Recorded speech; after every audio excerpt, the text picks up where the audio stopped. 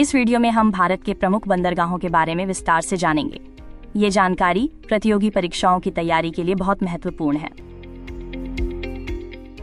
भारत की लंबी तटरेखा पर 13 बड़े बंदरगाह स्थित हैं, जो देश के समुद्री व्यापार में महत्वपूर्ण भूमिका निभाते हैं। गुजरात में स्थित कांडला, जिसे दीनदयाल पोर्ट भी कहा जाता है, स्वतंत्रता के बाद विकसित पहला प्रमुख बंदरगाह है। यह एक ज्वारीय बंदरगाह है।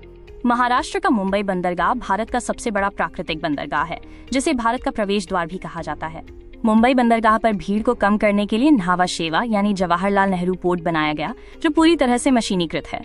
गोवा में स्थित मर्मगांव बंदरगाह जुआरी नदी के मुहाने पर स्थित है और लौह अयस्क के निर्यात के लिए जापान से जुड़ा एक महत्वपूर्ण केंद्र है। कर्नाटक का न्यू मंगलौर बंदरगाह कुद्रेमुख से प्राप्त लौह अयस्क के साथ ही कॉफी और मसालों के निर्यात के लिए भी प्रसिद्ध है।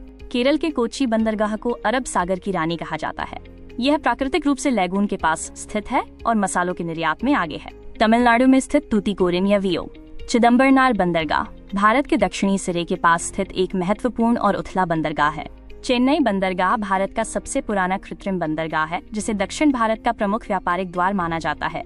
एन्नौर, जिसे कामराजर बंदरगाह भी कहते हैं, निजी क्षेत्र द्वारा प्रबंधित भारत का पहला बड़ा बंदरगाह है। आंध्र प्रदेश का विशाखापत्तनम बंदरगाह भारत का सबसे गहरा प्राकृतिक बंदरगाह है, जो डॉल्फिन नोज पहाड़ी द्वारा सुरक्षित है। ओडिशा का पारादीप बंदरगाह महानदी के डेल्टा पर बना एक गहरा जल बंदरगाह है, जो लौह अयस्क के निर्यात के लिए जाना जाता है। पश्चिम बंगाल में हुगली नदी पर स्थित कोलकाता बंदरगाह भारत का एकमात्र नदी बंदरगाह है और हल्दिया इसकी सहायक सुविधा है। इस तालिका में प्रमुख बंदरगाहों और उनकी विशेषताओं का संक्षिप्त सारांश दिया गया है। वीडियो देखने के लिए धन्यवाद। आइए अब हम भारत के बंदरगाहों से संबंधित कुछ महत्वपूर्ण अभ्यास प्रश्नों पर चर्चा करें, जो आपकी तैयारी को और बेहतर बनाएंगे। अब देखते हैं प्रश्न संख्या 6 से 10, जो हुगली नदी पर स्थित बंदरगाहों से लेकर जुआरी नदी के मुहाने तक के महत्वपूर्ण तथ्यों को कवर करते हैं। आशा है कि ये वीडियो आपके लिए उपयोगी रहा होगा। यदि आपके पास कोई और प्रश्न है तो आप पूछ सकते हैं।